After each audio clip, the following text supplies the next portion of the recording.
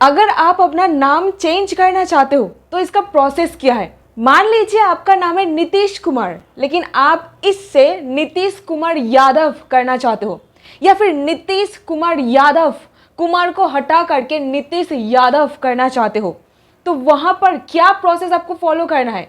या फिर मान लीजिए आप मुसलमान हो, आपका नाम है इब्राहिम, आप इब्राहिम से मोहम्मद इब्राहिम करना चाहते हो, या फिर आप मोहम्मद इब्राहिम से मोहम्मद इब्राहिम तनवीर लिखना चाहते हो, तो क्या आपको प्रोसेस फॉलो करना पड़ेगा। चलिए डिटेल में जानते हैं आज की इस वीडियो में। बस 3 स्टेप्स आपको फॉलो करना है और आपका नाम चेंज हो जाएगा हमेशा के लिए। जानेंगे honourable supreme court of India के लैंडमार्क जजमेंट के सहारे।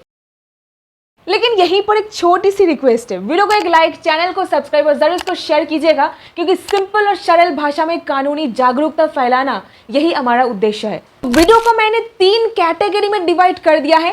पहले गैजेट नोटिफिकेशन, फिर गैजेट नोटिफिकेशन के बाद आपको क्या करना है, और फिर उसके बाद मार्कशीट में एजुकेशनल डॉक्यूमेंट्स में कैसे चेंज करना है।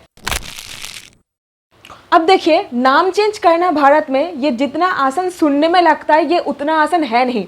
सिर्फ गेजेट पब्लिकेशन करके नाम चेंज हो जाएगा, ये एक गलत धारणा है। देखिए, सिर्फ गेजेट पब्लिकेशन से नाम चेंज ना इसको बोर्ड सपोर्ट करता है और ना इसको supreme court of India support करता है। तो ना सुप्रीम कोर्ट ना बोर्ड कोई सिर्फ गेजेट पब्लिकेशन को नाम चेंज फाइनली हो चुका है ऐसा मान्यता नहीं देते हैं। तो स्टेप नंबर 1, अगर आप बालिग हो तो आपको सारा का सारा प्रोसेस खुद करना पड़ेगा। अगर आप नाबालिग हो तो आपके बिहाफ पर आपका पेरेंट्स या फिर लीगल गार्डियन करेंगे नाम चेंज करने का प्रोसेस। सबसे पहले आपको एक एफिडेविट या फिर अंडरटेकिंग बना लेनी है। यहाँ पर आपको डिटेल्स भरना पड़ेगा, जैसे कि मेरा पुराना नाम ये है और ये नाम से मेरा ये नाम हो रहा है, तो इस प्रकार से आपको डिटेल्स देना है। यहीं पर एफिडेविट बनने के बाद आपको इसको अटेस्टेट करवाना है। कहाँ से करें? अगर फर्स्ट नेम में कोई परिवर्तन हो रहा है तो नोटरी पब्लिक से, अगर सरनेम में कोई परिवर्तन हो रहा है तो भी नोटरी पब्लिक से आप कर सकते हो। और जो सरनेम पहले से ही माता पिता के डॉक्यूमेंट्स पर मौजूद है, ऐसा कोई सरनेम लगाने की कोशिश कर रहे हो तो फिर नोटरी पब्लिक चल जाएगी। लेकिन थर्ड कैटेगरी, अगर आपका सरनेम एकदम ही नया है, माता पिता के नाम पर भी नहीं है, उस परिस्थिति में फर्स्ट क्लास मैजिस्ट्रेट यानी कि एसडीएम या फिर डीएम से अटेस्टेशन करवानी पड़ेगी। नेक्स्ट स्टेप आएगी न्यूज़पेपर पब्लिकेशन की। न्यूज़पेपर पब्लिकेशन करने के लिए सबसे पहले एक नेशनल लेवल और एक रीजनल यानी कि लोकल न्यूज़पेपर में एडवर्टाइजमेंट छापनी पड़ेगी।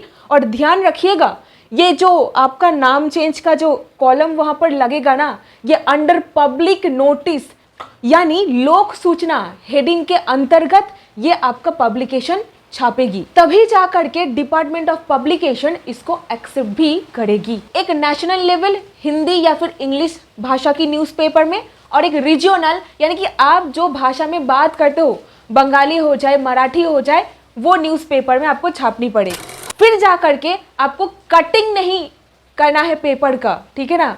आपको पूरा न्यूज़पेपर जो पेपर में एडवर्टाइजमेंट छाप करके आया है, वो पूरा कंप्लीट पेपर आपको रखना है, वो ले जा करके आपको पब्लिकेशन के लिए एप्लीकेशन करना है। तभी डिपार्टमेंट ऑफ पब्लिकेशन इसको स्वीकार भी करेगी।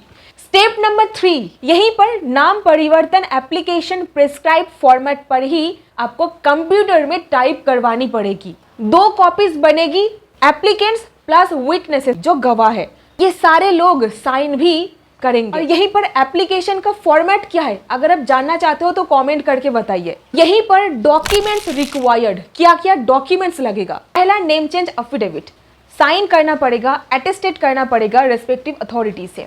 ओरिजिनल न्यूज़पेपर, प्रिस्क्राइब्ड फॉर्मेट जो नेम चेंज करने का है वो, और 2 गवाह, 2 passport size photographs, valid ID proofs like pan card, passport और आधार कार्ड, एक कॉम्पैक्ट डिस्क या फिर सीडी जहां पर सॉफ्ट कॉपी रहेगी, और इसी के साथ रहेगी एक लेटर जहां पर आप बोलोगे आपका एप्लीकेशन सही है।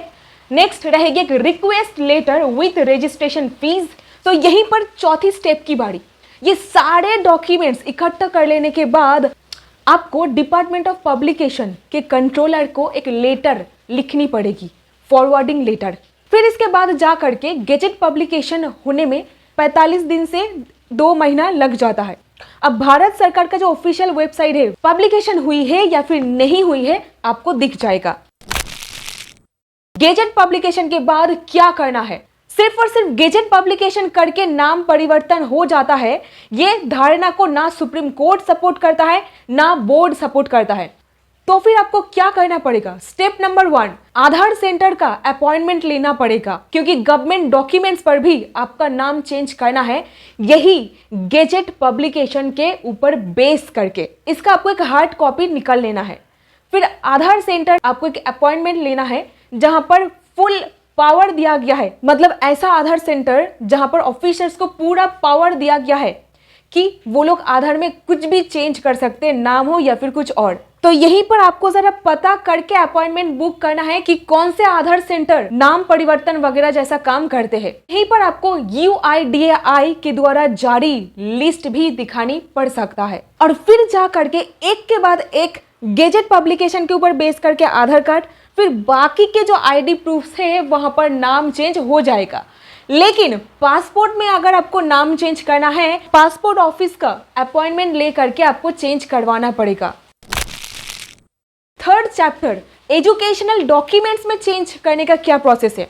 हाँ, एजुकेशनल डॉक्यूमेंट्स में नाम चेंज करना ये एक ऑप्शनल चीज़ है, कंपलसरी नहीं है। लेकिन हमारे मन में एक मतलब वो रह जाती है कि सारे गवर्नमेंट IDs में हो गया, लेकिन एजुकेशनल डॉक्यूमेंट्स पर सेम नाम रहेगा। तो यहीं पर जरा सुन लीजिए honourable supreme court of India का एक लैंडमार्क जजमेंट। तो केस का नाम है जिज्ञा यादव वर्सेस CBSE। यहाँ पर CBSE बोर्ड के द्वारा रिफ्यूज कर दिया गया था पेरेंट्स का नेम बच्चे की मार्कशीट पर चेंज करने से। अक्सर देखा जाता है कि पेरेंट्स अगर अपना नाम चेंज करना चाहते हैं अपने बच्चे की मार्कशीट पर जो दिया गया है उसको, तो एक निर्धारित समय के अंदर ही आपको चेंज करना पड़ेगा या फिर चेंज के लिए एप्लीकेशन करना पड़ेगा।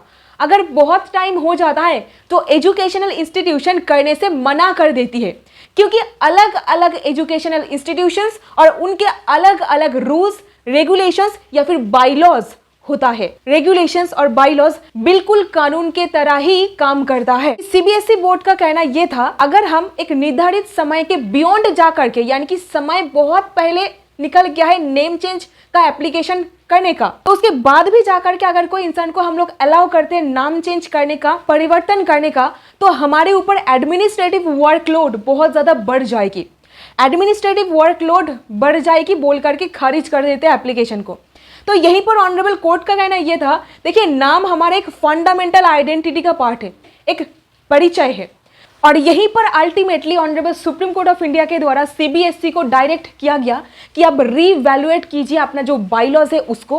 कोर्ट ने कहा कि ये सारे आर्बिट्ररी रूल्स के चलते एक बच्चे की फंडामेंटल राइट टू आइडेंटिटी को नकारा नहीं जा सकता है, और फाइनली नाम चेंज करने का जो एप्लीकेशन है उसको अलाउ कर दिया गया।